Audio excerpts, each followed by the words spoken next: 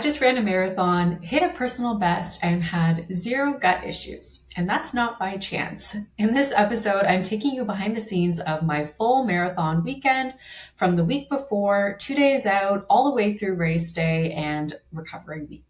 I'm sharing exactly how I approach carb loading, low FODMAP fueling, race morning prep, and the strategies that helped me avoid GI issues entirely while still hitting a personal best. Because here's the thing, many runners underfuel, mismanage their carb load, try to follow exactly what worked for someone else and not for their own gut. And that's where things can go sideways fast, especially for those with sensitive guts.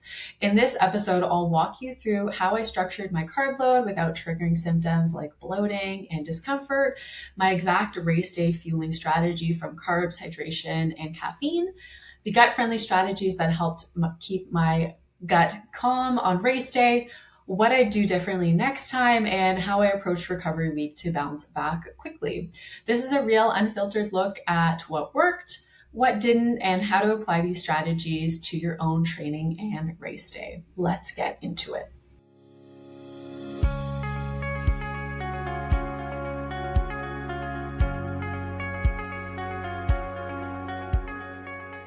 If you're new here, hi, I'm Lee Murado, Registered Dietitian, gut health expert, and endurance athlete. I help active individuals break free from gut symptoms and IBS and fuel performance. If you're looking for one-to-one nutrition coaching and support for IBS, gut health, and endurance, I would love to work together. You can apply for coaching from the link in the show notes.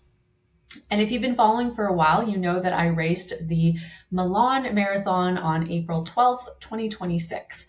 Prior to this, we spent some time in Italy. I had about 2.5 weeks to acclimatize, landing on March 24th, so plenty time to get used to the new time zone and get used to the area. I was also able to get in some great training runs and workouts. It was really hilly there, so I think this definitely helped with the training too prior to race week. So it was really nice to have a bit of time to just get used to the new area before racing. And of course, Italy is amazing. So it was a lovely time. So let's talk about the week before and the taper period. So at this point, about the week before the marathon, I was already 2 weeks into a 3-week taper period. So my mileage the week leading up to the marathon was lower than it normally would be Monday to Saturday because the race was on Sunday. So this looked like going for a easy 8-kilometer run on Tuesday, a short 10K tune-up workout on Wednesday with some intervals at marathon pace, and a 5-kilometer easy run on Thursday with a bit of walking and some hiking in between. Despite this though, and having lower mileage than I had been used to and building up to, I kept my nutrition pretty much consistent. High protein, plenty of carbohydrates, and try to keep things the same. This is really important during the taper period because it helps our body to maximize glycogen storage, which is our stored form of carbohydrates in our muscle and our liver that we draw on during extended efforts like long runs and of course marathon races. And so this helps actually the 2 to 3 day carb load before your exact race be even more efficient if you keep your carbohydrates the same leading up to, the week until the race. So it's common for many runners to decrease their calorie intake or decrease their carb intake in the taper week before a marathon, but this could actually sabotage you. So I make sure to keep my meals pretty consistent, even if I'm training a bit less. I also make sure I'm keeping up my bowel routine during this taper week, keeping with the same amount of fiber, hydration, like similar meals, because I want to make sure I'm keeping on a good schedule. Generally, I don't deal with any constipation. I'm very, very regular. So I want to make sure that things are still moving out effectively and I'm not getting backed up at all or having constipation close to race day, because this can also lead to potentially more stool when things go a little bit crazy on race day. So that's really important for that kind of week before. And again, keeping everything consistent. So we had some time on Thursday. We headed out to Milan, which is about 4.5 hours worth of train rides on Thursday so that we could have lots of time to get everything set up. So let's chat 2 days out from the marathon. So on Friday, 2 days before, it was a pretty relaxed day. Started off with a leisurely visit for a coffee. I love cafe Americano with not too much water and had a little bit of milk in it. So it was nice to just sit down, kind of get a sense of the area, do a little bit of planning, and then spent the day exploring a little bit, as well as getting some errands done to set everything up for the race. So this included going grocery shopping, making sure that I had all the right foods for carb loading and fueling leading up to the race. Obviously, this is very important for me to plan what I'm going to do for the carb load and my pre-race dinner the night before, pre-race breakfast. Got to make sure I have everything in check. So it was good to have some time to get some groceries. We did stay in a place that had a kitchen, so we were able to prepare all our own foods for those couple days. Also had to make a trek out to a supplement store. In Italy, it's actually quite hard to find a variety of supplements. So Milan is a bit more of a modern city, so it's a little bit easier to find some things that may be more difficult in other cities. So had to do a trek out to stock up on some supplements I was low on: protein powder, creatine, and electrolytes. So that was a little tricky because there were some brands I was used to, but a lot of products I wasn't used to. And the ones that they did say that they had online that I looked at and made sure were similar to what I was doing at home, very gut friendly, no artificial sweeteners, etc., they didn't have in the store. So I had to kind of pivot and choose the best possible options and make sure I was keeping stock of what I did have that I'm used to have at least the day before and on race day. So that wasn't ideal, but at least I was able to get a few things to stock up. Then took some time to go to the race expo. I had lots of time to find the location 2 days before, so it wasn't stressed. I've done that before. I've gone to the race expo the day before, and sometimes things get pushed back and then you have dinner late and it's very stressful. So 2 days out is definitely really helpful to have some time. We're able to walk around, check out the vendors, and just a good calm day. And if we think about even supporting our gut, like our gut-brain connection is very important. And one of the reasons why athletes may get GI issues on race day could be race day nerves. So I think anything you can do to just help your body to feel more calm will also help set up your gut as well. So this means definitely preparing ahead, giving yourself lots of time to get all the things done that you need to. And when we're prepared, we generally feel more calm and more confident too. So it's the little things, right? But they are important. So overall, it was a pretty relaxed day on the Friday before. So 2 days out. I didn't run. I took it as a rest day, but I did spend about an hour and a half total doing some mobility, kind of split up between first thing in the morning and then the afternoon, working on hip and knee area. I had been feeling a little bit tight in my left hip kind of a couple weeks before the marathon, which I think was just things kind of seized up a little bit and it was impacting my knee. So I have a few key mobility routines that I like to do, as well as rolling out with a lacrosse ball and some self-massage. So I had kind of picked that up in the week before and was really trying to do as much as possible so that I could feel smooth on race day, obviously because I didn't have access to the physio that I love to see in Canada or the usual supports there. So thank goodness for having a few key mobility routines on YouTube too. So the day before the marathon, Saturday, I slept in just a little bit, not too much, and then did a really easy 4-kilometer shakeout run with 3 strides at marathon pace, just to kind of get out some of the nervous energy. Doing a shakeout run, some people love it, some people don't. It has been shown though to increase blood plasma volume for the 24 hours following, which may help a little bit with feeling better on race day and helping your heart rate to get to a more normal level during the race. And doing a little bit of strides can also just get the legs turning over and feeling a little bit better for race day, a little more poppy. So I actually felt really great on the shakeout run, which was nice and promising. It seemed like my leg and my hip had settled down thanks to the mobility. So that also helped me feel a bit better, and the sun was shining and it was really nice to run in a new city I'd never run in before. I've never run in Milan, so that was really awesome. Then after that, went for coffee. I love coffee every day. I like to have it after my runs or my workouts. I don't have it first thing. I usually have it about 2-3 hours after I wake up. It's kind of a nice treat for me. And I know that it doesn't sabotage my gut in any sense if I keep to kind of 2 small coffees or about 3 shots of espresso per day, usually 2, but sometimes can get away with 3. So that was nice. And then had breakfast to kickstart the carb load. I had oatmeal with blueberry jam, dates, and Greek yogurt and banana. And then throughout the day, it was really calm. Went to Lululemon, need to get a headband. I ended up buying some nice shorts with extra pockets just to make sure I had the right outfit to keep my fuel on race day. I know they say you should never try anything new, but the shorts felt really great and they made me feel confident. So that was most important for me. And I tested them in a little short jog after and they felt good. So I thought I would take the risk on that one. And then came back, took some time to have some additional carbs, get in snacking, have lunch, etc. And then I actually spent some time doing tracking on my computer to make sure that I was all on track for the carb load, just checking everything over to make sure I was hitting my targets I had set out. I wasn't going too high on fiber and protein with the foods that I had there, and keeping everything in check. So I did check that and on an app called Chronometer, which is a really great nutrition tracking tool.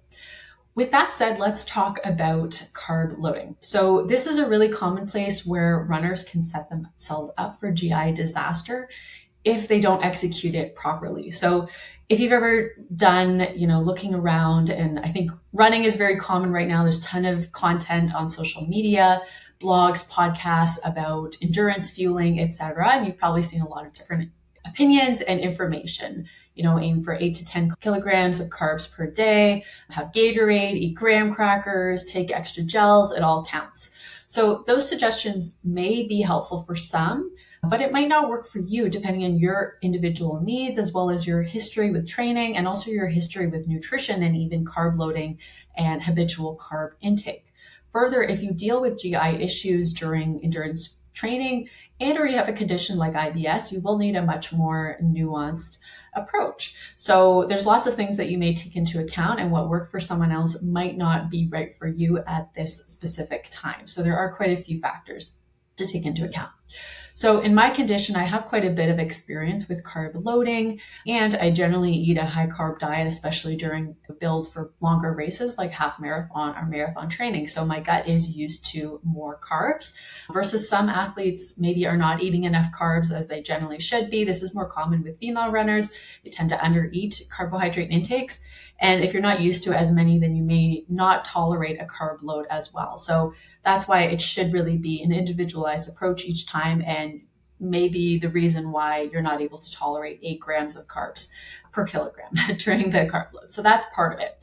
The other part even is the types of carb choices. You may be having too much FODMAPs, which are types of fermentable sugars, or maybe you're doing still too much fiber or not enough fiber if you generally eat a high fiber diet, or overdoing your fat intake. So a lot of different things that may be leading to your carb load, causing you gut issues. So this is what I did specifically in order to support performance while also keeping my gut happy. So I aimed for 7 to 8 grams per kilogram of body weight the 3 days pre-race. As I said, I kept my nutrition fairly consistent the week leading up to the race and before carb load as well. I focus on lower FODMAP foods, specifically the carb sources. So this has actually been shown in recent systematic reviews to help reduce the risk for exercise-induced GI symptoms. However, we have to approach this cautiously with using low FODMAP diet in athletes. Depending on the athlete, we don't want to encourage fear around foods or over restriction, but it may be helpful closer to a race just to prevent risk for GI issues. And I actually like to include a little bit of fruit and vegetables in my carb load. I also focus on lower FODMAP sources, sometimes a little bit more cooked, for natural electrolytes. And I don't like to drop fiber too low. I habitually eat around 50 to 55 grams of fiber per day. So if I follow the kind of common recommendation, keep fiber to 15 grams a day, I find that I get constipated. So I have to drop it down because we don't want to do too much fiber close to a race, but I also can't drop it too low because that will then lead to me not emptying my bowels effectively. So again, taper it down a little bit. And I also taper down protein a little bit too, because protein is satiating. So we don't want to be having too much and then not feeling like we have the appetite for carbs, but I don't taper it down too low because protein is also important for blood sugar regulation. So another reason why people may not feel good during a carb load is because they're dropping protein down too low and they're getting these blood sugar spikes and lows and leading to them feeling a little bit off as well. So it has to be a little bit of a nuanced balance. So I personally, as I said, like to use chronometer to track. I plan it out ahead of time, and I have some reference of what I've done in the past, so I'm able to reuse that. And I like to use this with the athletes, the clients that I work with too, if they're maybe picking from a list of different foods that we've worked on to create their own carb load plan, depending on what they have. I may get them to track in chronometer, or what I usually do for clients as well is write out a specific 2 or 3 day carb load menu plan if they want something that they know exactly what to follow. So I usually work with this with athletes as well. And then we tweak it for each race depending on what worked or how they felt, or even the type of race that they're training for as well.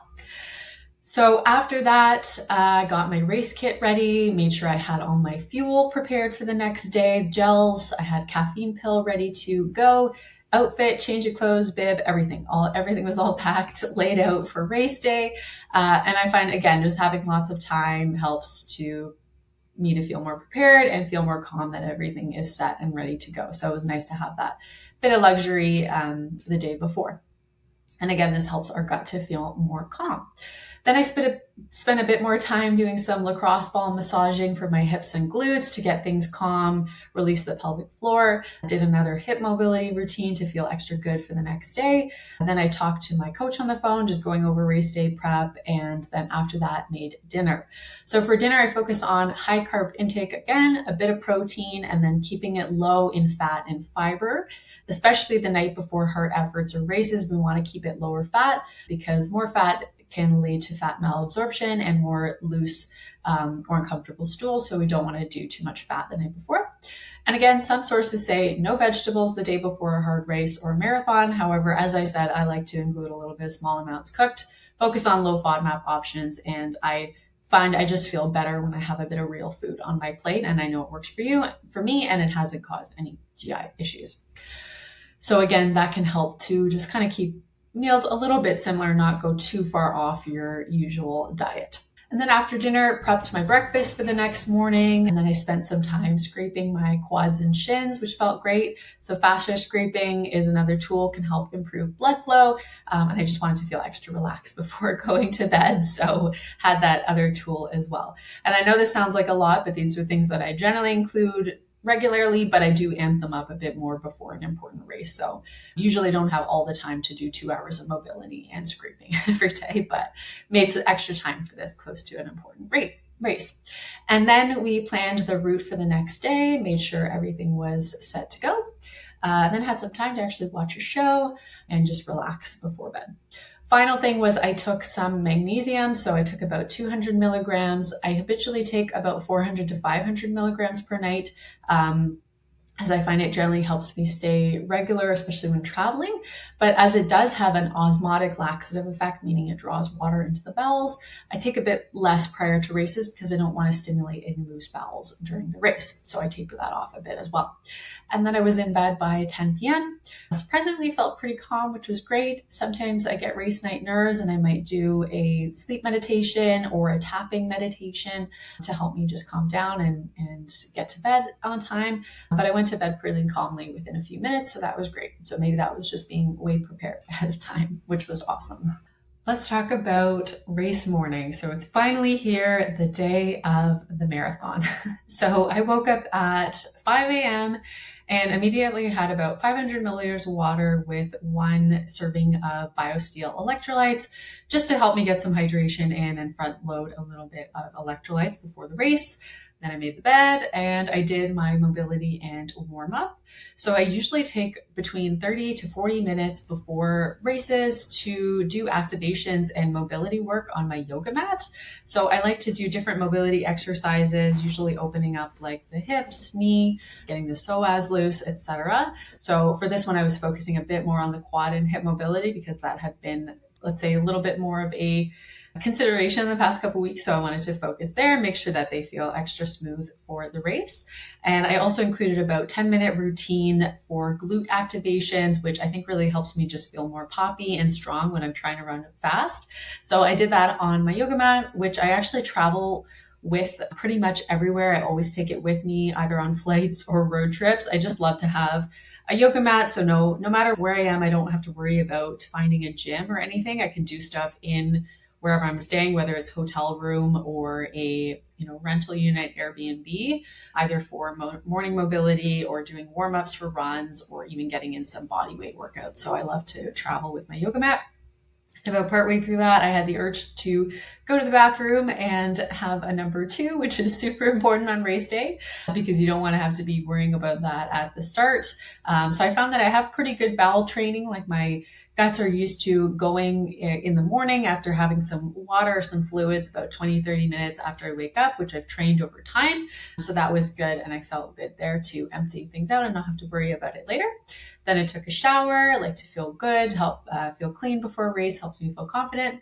And then we had to take the streetcar from there. So I grabbed my kit and we took about 20-minute streetcar ride to get closer to the bag check.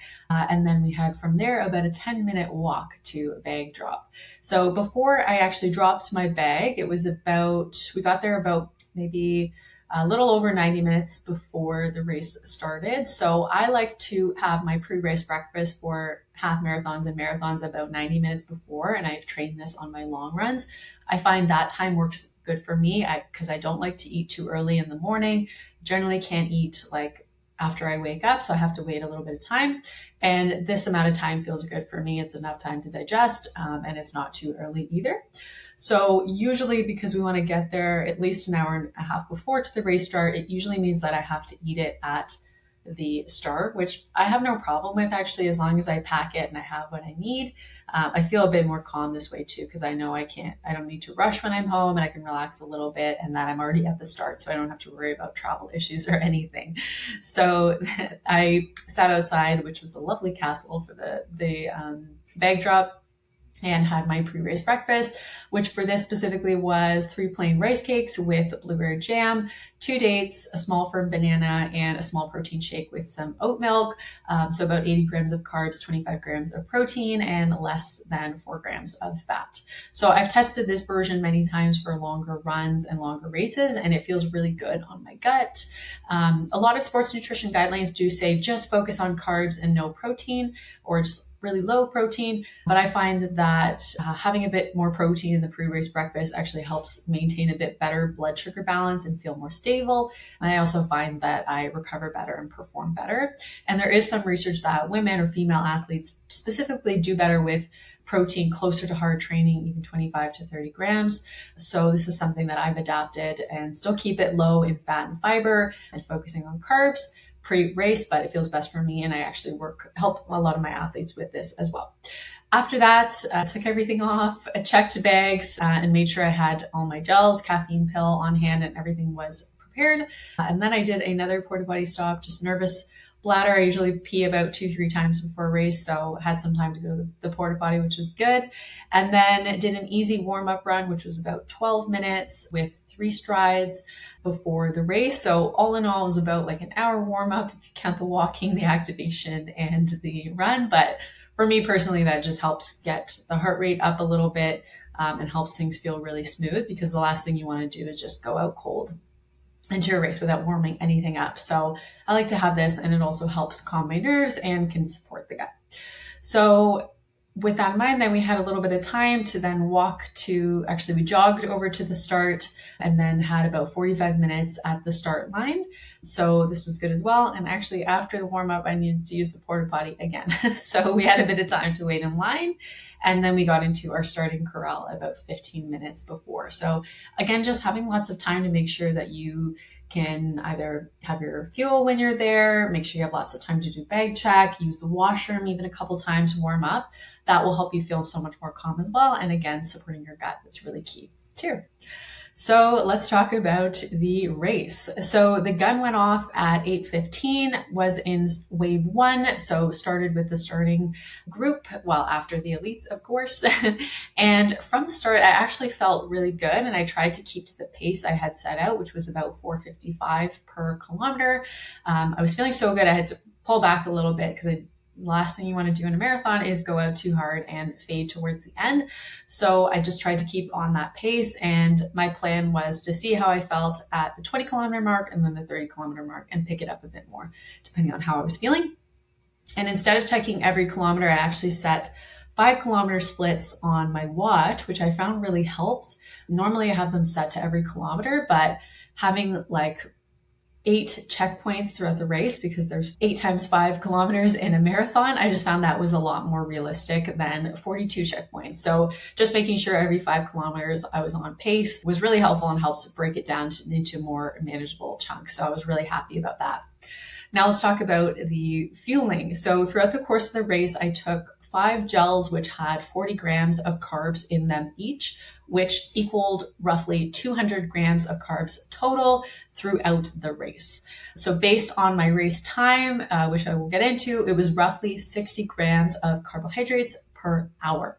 So if we kind of break this down a little bit further, what does 200 grams look like? So what was that total amount that I took in? This is actually equivalent to about 7.5 medium bananas or about 5 cups of cooked pasta. So that may sound like a lot of carbohydrates, but this is pretty on target for a marathon event. We generally say that our guts can handle about 60 grams of carbohydrates or specifically glucose per hour, but you can train above that. And we do want to use a 2-to-1 ratio of glucose to fructose if we're going above that amount. But I had trained pretty consistently to hit this target in training, and it felt really good for me. So I was able to stick to my fueling plan throughout, having those 5 gels spread out throughout the race. And I actually had no nausea, no cramping, and everything felt really good from a GI perspective. And again, this wasn't just by chance. It was because I spent a lot of sessions, gut training, and really working through that throughout my training to make sure that I was able to handle that amount on race day. What's interesting too is that the research also shows that people who maybe have more compromised guts or deal with things like IBS or IBD may be more likely to deal with exercise-induced GI issues and not able to handle more carbs on race day. So I think because I generally take very good care of my gut, and that is one of my focus areas, I think that also lended to me being able to handle more on race day. And this is why when I work with active individuals, endurance athletes who deal with GI issues, it's not just about even the gut training specifically or what we're doing on race day, but the day-to-day of supporting your gut, making sure we're getting the right balance of fiber, things like living foods, plant diversity, polyphenols, and making sure your diet is setting up your gut to be the healthiest version of itself, which I think plays a huge role in recovery and also your performance on a race day. So for my next marathon, I actually do want to try going higher. I'm going to try aiming for about 70 grams of carbs per hour to see if it helps performance at all going even higher. And as I do aim for a faster time next time. So in terms of hydration, I didn't carry a bottle with me. I personally don't like carrying anything or having anything on me. So I took small sips of water at the aid station. So they did have either a unlabeled electrolyte drink, which we weren't sure if it had caffeine in it, and then they had water. So I know that I have no idea what's in the electrolyte drink, so I'm not going to go for that one. So I went for the water, which I've also trained with as well. So it's, again, important to not do anything new on race day and know what works for you. So I had small sips of water at every aid station. They were every 3 kilometers, every single one, except for the one that was 2 kilometers from the finish, just because I knew I was almost done. And that felt really good as well. So yes, it does take a little bit of time to like grab the cup, but that can help you in the long term if you are staying hydrated, because dehydration can be another big risk factor for GI issues like diarrhea, bloating, cramping. So we want to make sure that we are staying properly hydrated. And throughout the race, I actually felt really strong. So I was feeling really good at the 30-kilometer mark, but I waited a little bit and started to kind of pick up towards the last 8 or 9K of the race. I felt really strong throughout, no crashes, and I had pretty even pacing. As you can see, we'll put up that pace chart on the screen here. So things were really stable throughout, and a big win was no bathroom visits. So that was awesome. And then I got to the race finish. I ended up finishing with a personal best of 3 hours and 26 minutes, or roughly 4:52 per kilometer. So this is a really big win. This was my second marathon. My first marathon was 2 years prior. So it was over 30 minutes off that time. And I felt really good with this. And I actually felt so good when I finished. I wondered if I could have pushed a little bit harder, but it's too hard to tell. Hadn't done a marathon race in a while. So you never know what's too much until you practice it or you race them a few times. So overall, I'm really happy with how the day went, all the fueling strategies, how my gut cooperated, and I felt like I performed really well. And the carb load worked out well. So that set me up for success, and the fueling too. So again, this wasn't by chance. It's because everything was practiced, tested, and based on the research as well. So that takes us to after the race. So what happened in the hours we finished the race and the remainder of race day. So I ended up, took some photos. I went through the exit and got the fuel that was provided. There was some water. And I always keep my electrolyte serving on me. So I put that in my bottle right away and had that. And then I waited for my partner to finish his race. And while I did, I tried to stand up. So it's really important after even a hard workout or whatever, you don't want to just crash on the floor. It is really good to keep the blood moving, even if you can stand or walk a little bit, because that will really help with recovery and make sure you don't cramp up. And then we had about a 15-minute walk still to pick up the bags from bag check. So this was good to just keep moving a little bit and help support that recovery. As much as you wanted to sit down, it was good to keep the blood flowing. After that, we actually ended up getting a free massage, which was awesome. I got some work done on my quads and glutes, so that was a really nice treat. And then in terms of fueling, I had a bit more of my electrolyte drink, and then we went to get some food. So unfortunately, there wasn't a lot of options for restaurants. Things were busy, and we hadn't really planned it out. So maybe rookie mistake, but as you can see, there was already a lot of planning that went into this. So the place that we went, there wasn't a lot of gluten-free options for myself, which was a little bit of a downside. So it was a very carb-focused meal. I would have liked to have some more protein right away to support recovery, but at least there were carbs and some vegetables for antioxidants. So all that to say, you know what, the race was done and I had put in the good nutrition before, so it's okay to go a little off what was ideal. Once I got home, I had another protein shake and a smaller one since I had one earlier, but I wanted to make sure I got some protein in just because I hadn't gotten that much in lunch. And then I had a nice snack with some cookies, chocolate, and a decaf espresso, which was a nice treat after. And then relaxed for a bit, took a good shower. And for dinner, had some nice fresh fruit. I was honestly really craving more vegetables after the carb load and a bit of salty foods after all the gels and carbs earlier. So I made a nice pasta salad with some tuna and some vegetables and balsamic olive oil dressing. So that was delicious, and some eggs. And then after dinner, I had some berries with milk and Greek yogurt, which was delicious. And then before bed, just to help support recovery a little more with all the little bit of energy I had left, did some scraping using some arnica gel, and then put my legs up a wall to help support recovery, and then had some water and tea before bed. And that was race day. So all in all, felt really good, felt really happy with the race. And part of the recovery process too is setting yourself up for success. So I think just even the pre-race breakfast, the night before the carb load, all that helps for recovery too. But sort of what I focused on after was getting in lots of carbs throughout the day, rehydrating, keeping the blood flowing, so not just crashing. We actually had some good energy. We walked around quite a bit, probably got about 10,000 steps following the race. So all in all, it was really good. So let's talk about post-race week.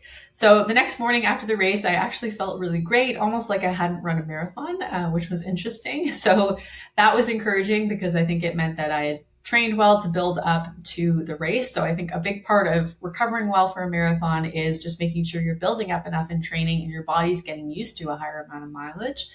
So again, wasn't by chance, but it was because I had been doing 34, 35, 36 kilometer long run workouts. So my body was used to a higher mileage and therefore just helped it to recover better. And of course the fueling too. So we know that high carb fueling during endurance events can improve recovery. So I think making sure I was getting in lots of carbs during the event and the carb load before definitely helped. So of course that day took the day off running. Did not want to think about running. Spent the morning doing about 45 minutes of mobility. And then we spent the day walking around Milan. The race was done. So it was nice to relax. And we actually actually went to a spa there for some hot and cold therapy, and there were quite a few runners there. There was even one person wearing their medal, so there was lots of people recuperating as well. And honestly, I didn't worry too much about food the next day. I just ate what felt good, which is generally a lot of fruits and vegetables. Plus, I also scoped out a gluten-free bakery and got some nice treats there with coffee. That was delicious. So that was a nice treat. And for the week following, I took Monday to Thursday off strength and running. Just did lots of walking just to keep the blood flowing. We don't want to just lie down all day. Like, some active recovery actually helps us to feel better, and some hiking as well. And then by Friday, I added in a strength session. And then Saturday and Sunday, I added in some short runs to just ease back into training. And at the time of this, it was about April 18th, 19th. So as I might have told you in recent videos, I am also competing in a High Rocks mixed doubles in Ottawa on May 15th. So I had to kind of think about starting the training for that as well, but obviously not going too hard too soon, but easing back into it. So in terms of the recovery process, I try to use a combination of checking in with how my body feels and seeing how I'm sleeping, how I'm feeling in terms of soreness and energy. And then I do cross-reference that with a little bit of tracking on my wearable. So I do use a course watch. What I try to do is just like go through the first couple hours of the day with just checking in on how I feel and not look at the stats. And then later on kind of check the sleep scores. And I also like to use HRV, or heart rate variability.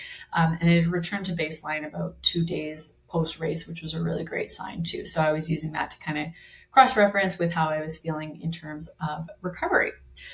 So pulling back a little bit, just to talk about overall prep for the marathon, like all this in mind, the prep didn't just involve like the race week and race day. And it's not just about, your performance in the event. I like the saying that the race is really just the celebration for all the work that you've put in for it.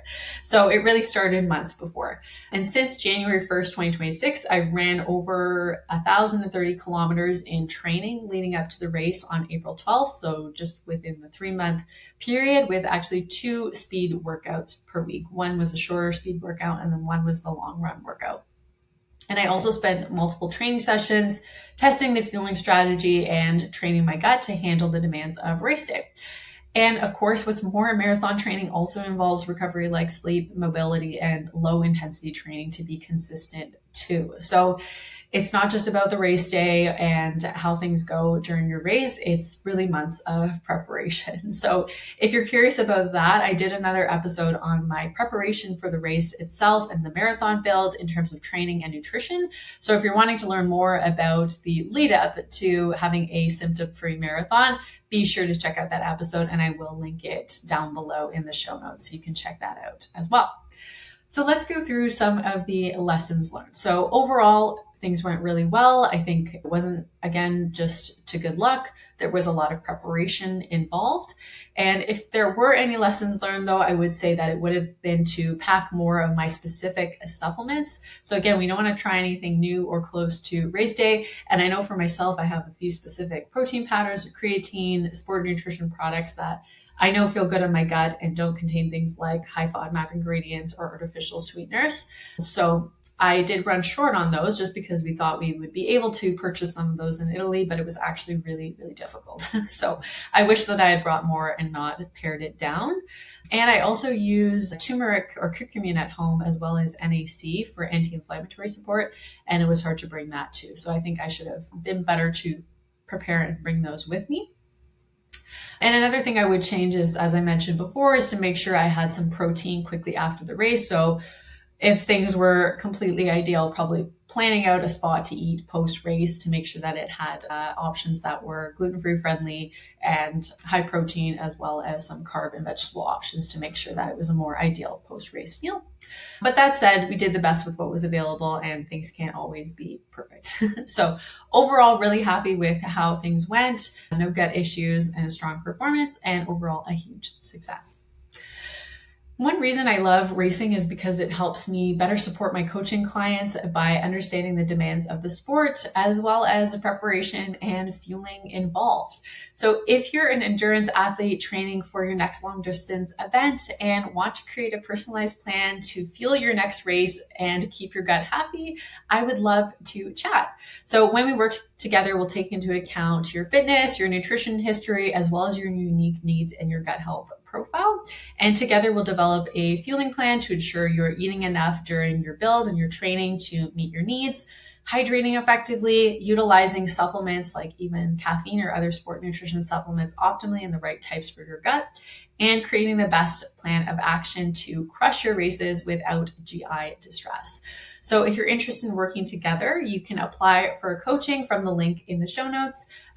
You'll be prompted to book a free 30-minute clarity call where you meet with me. We'll chat more about your current goals, and we'll talk about whether the program and my coaching is the best fit for you and next steps to get started if we determine it is a good fit. So if you're keen to work together and you're ready to stop sifting through all the information online and actually learn about what's going to work best for your body and your gut and where you're at in training right now and your specific goals, I would love to see your application come through. So again, you can apply for coaching from the link in the show notes.